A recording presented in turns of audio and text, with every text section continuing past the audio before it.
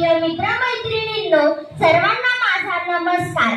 आज 15 ऑगस्ट आपला स्वातंत्र्य दिवस। आज आपण जो मोकळा श्वास घेत आहोत, शाळेत जाऊन मुक्तपणे शिकत आहोत, हे स्वातंत्र्य आपल्याला सहज मिळालेले नाही।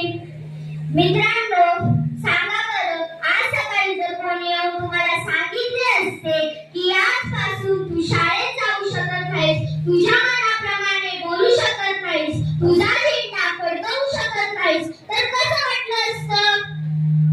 बरोबर, वाईटच वाटलं असतं ना। आपल्या आजी पंजोबांच्या काळाच्या लोकांना असंच जीवन जगावं लागत होतं, स्वतःच्या देशात स्वतःचं नसल्यासारखं। आता तुम्हाला एक गंमत सांगते।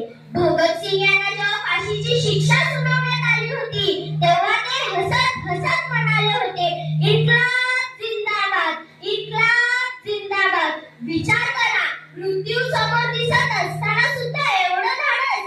आणि झाशीची राणी लक्ष्मीबाई तर घोड्यावर बसून हातात तलवार घेऊन पाठीशी बाळ बांधून लढली। ही काय